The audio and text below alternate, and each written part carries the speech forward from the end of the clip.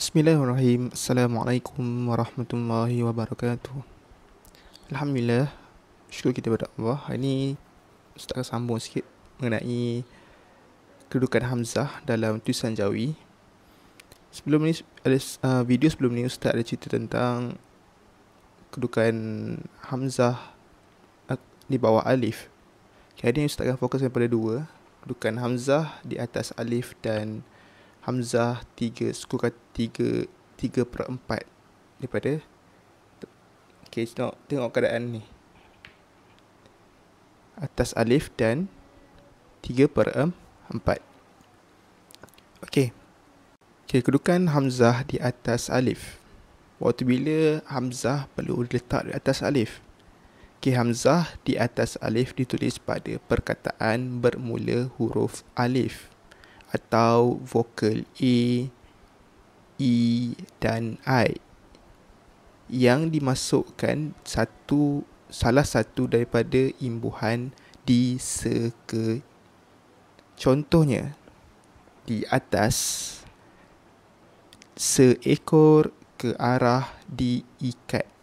Ini adalah contoh-contoh yang perlu kamu kena pasti. Okey, maksud di sini Hamzah ni kita gunakan kat atas apabila kita mempunyai huruf alif di awal, vokal A ataupun vokal A, bukan E tau, ni E pepet. Okay, bukan E pepet, ini E taling. A ataupun I, A ataupun I yang dimasukkan ke salah satu daripada imbuhan di seka. Maksudnya apabila ada imbuhan ni di seka dan digabungkan dengan kata dasar dia atas, ekor ataupun arah, maka atas Hamzah tu Hamzah tak perlu buang. Alif tak perlu buang, cuma kena tambah Hamzah. Apa fungsi Hamzah ni? Fungsi Hamzah ni hanya untuk membezakan antara imbuhan dan kata dasar.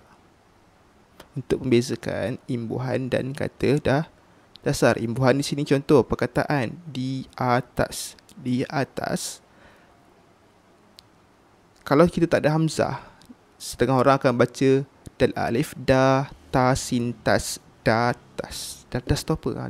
Dia tak boleh bezakan. Sama juga macam seekor. Kalau tak ada alif, sin alif sa ya kaf waw ra, tak ada bunyi.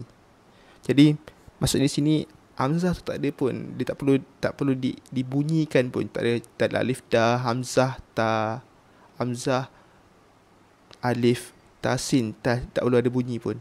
Dia hanya tambah Hamzah atas tu untuk kita membezakan. Kita baru tahu dah, okay, depan dia ada da, depan dia ada se, depan ada ke. Hanya 3 imbuhan ni sahaja. Imbuhan lain tidak perlu. Imbuhan lain tidak perlu. Jelas? Okay, contoh. Kita ambil perkataan lain. Diasuh. Contoh perkataan diasuh. Okay, kata dasar dia adalah asuh. Eja asuh, alif a, sin waw hasuh a. Okay, tak apa, kita ikut kaedah yang Ustaz bagi ni. Okay, kamu nak jawikan satu perkataan, kamu perlu ada 4 kaedah. 4 kaedah ni. Apa kaedah tu? Okay, kaedah pertama, kamu kena pasti suku kata dahulu. Okay, kita nak eja diasuh. Okay, pertama eja diasuh. Dal a. Okay, eja diasuh did a sin su h so a asuh. Di. Okay, di dalam. Okay, dah tahu kaedah dia. Okay, di satu perkataan, satu suku kata, a satu suku kata, so satu suku kata. Dan kaedah kedua, potong huruf vokal yang tidak perlu. Potong huruf vokal yang tidak perlu. Okay, tidak perlu ni apa? Contoh yang tidak perlu. Huruf A, suku kata tertutup, kena dibuangkan. Ataupun Ingat tak huruf A perlu dibuangkan apabila skota tertutup. Contoh apabila akhir dia adalah konsonan, tengah-tengah A kena buang. Ataupun mempunyai E pepet.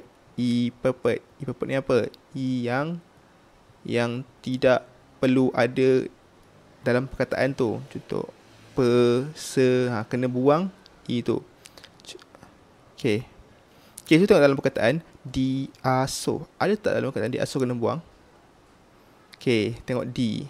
Eja D dalam Jawi bukan dal yadi. Salah ya.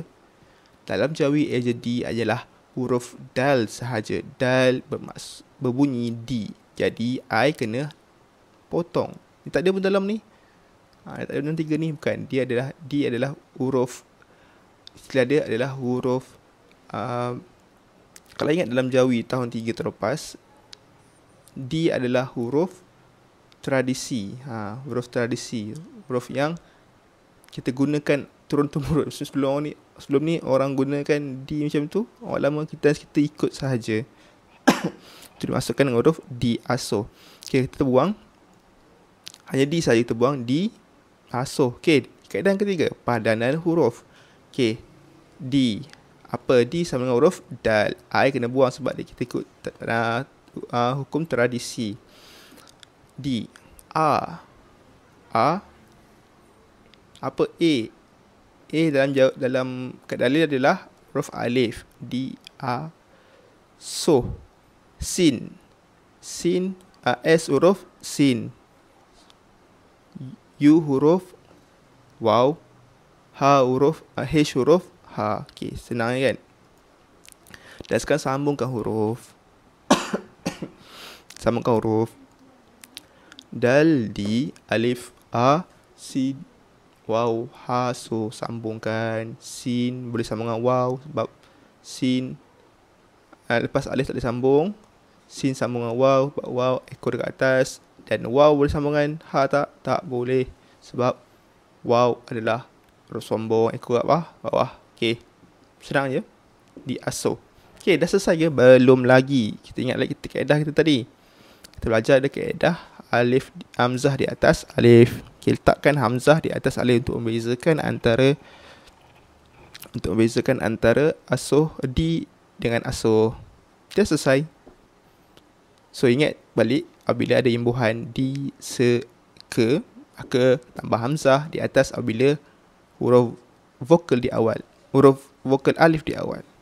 Tidak perlu buang alif, hanya tambah hamzah atas untuk membezakan antara huruf imbuhan dan kata dasar. Jelas? Okey. Selesai untuk pertama. Yang kedua pula, Ustaz nak ajar tentang hamzah dalam kedudukan 3/4. Hamzah dalam kedudukan 3/4. Okey. Hamzah 3/4. Okey, tengok ni. Hamzah ditulis 3/4 dari garisan lepas alif. Maksudnya lepas alif baru ada hamzah. Okey, apabila perkataan tersebut dimasukkan imbuhan akhiran an. Okey, tadi kat awal kan imbuhan awalan. Ini imbuhan akhiran. Tadi imbuhan awal de, se, ke. Sekarang adalah imbuhan akhir. Di akhir, bukan di awal. Pada perkataan yang berakhir dengan vokal A, contohnya. Okay, contoh tengok bawah. Okey, kata dasar adalah kata dan imbuhan awalan per dan imbuhan akhiran an. Jadi disambungkan perkataan sama, persamaan, rasa, perasaan, bawaan dan lain contoh lain. Okey, dalam kaedah ini kau kena kenal pasti lepas alif letak hamzah 3/4. Dia tak bawah sangat dan dia tak atas sangat. Dia tak atas pada alif, dia hanya 3/4. 3/4 macam ni kedudukan dia. Okey, tengok perkataan. Okey, perkataan. Okey, jelas tak dengan ni? Tadi, okey, kita ulang balik perkataan. Ustaz cuba contoh tengok kaedah yang Ustaz bagi tadi. Dengan 4 kaedah, kenal pasti dahulu kenal pasti dahulu suku kata. Okay, contoh perkataan. Okay, imbuhan suku kata pertama, per. Okay, satu warna, tengok warna hijau, per warna hijau. Ka, satu warna biru. Ta warna kuning. Dan an warna oranye. Perkataan. Okay, ada 3. Okay, di sini apabila okay, dah kaedah pertama tadi potong suku kata. Okay, 1, 2, 3, 4. Kita ada 4 suku kata. Okay, suku kata pertama. Itu kaedah selesai kaedah pertama. Kaedah kedua adalah potong huruf vokal yang tidak perlu. Okay, contoh per. Apa yang tidak perlu sini? Huruf I, pepet. Sebab dia per. Jadi eja per hanya potong saja I. Okay, ka kena potong tak? Tidak perlu, sebab apabila huruf akhir dia adalah vokal, maka dia adalah suku kata terbuka. Apabila huruf akhir dalam satu suku kata, maka dia adalah huruf konsonan, maka dia adalah suku kata tertutup. Okay, selesai. Ada potong tak? Tak ada potong. Tak ada. Jadi okay, padanan kaedah ketiga, padanan huruf. Okay, P huruf pa, R huruf I tak payah perlu sebab dah potong. R huruf ra, K huruf kaf, A huruf alif, T huruf ta, A huruf alif. A lagi untuk apa? Okay, A sini bila A temu sini, maka kita letak hamzah di sini. Perkataan A tu, hamzah tu, A tu diletak sebagai hamzah. N adalah huruf nun. Okay, selesai. Jarak kan? Okay, kaedah keempat adalah sambungkan huruf. Pa dengan ra. Boleh sambung pa, ekor potong, sambung dengan ra. Okay, lepas ra boleh sambung tak dengan huruf kaf? Tidak boleh, sebab ra adalah ekor di bawah. Bila ekor di bawah, tidak boleh sambung. Okay, kaf. Kaf dengan alif sambung boleh, sebab kaf ekor ke atas, sambung. Ta dengan alif boleh sambung, ta alif. Dan hamzah nun. Hamzah tidak boleh sambung. Hamzah perlu ada di 3/4 suku kata dan perlu disambungkan. Tak ada sambung dengan nun, hamzah duduk sorang-sorang dan nun duduk sorang-sorang. Okay, dah selesai. Okay, tadi saya ada ajar tentang apabila hamzah tadi tidak ada bunyi kan. Itu apabila dalam situasi yang pertama tadi, situasi hamzah di atas alif. Hamzah tu tidak perlu ada bunyi. Okay, di sini hamzah ni ada bunyi pula ustaz. Okay, sebab apa? Sebab di sini hamzah 3/4 ada bunyi. Perkataan. Cuba je perkataan sama-sama. Para, per, ka alif ka, ta alif, hamzah nun an. Hamzah nun bunyi dia an. Perkataan. Selesai. Kita buka contoh lain yang dia bagi. Contoh lain yang dia bagi.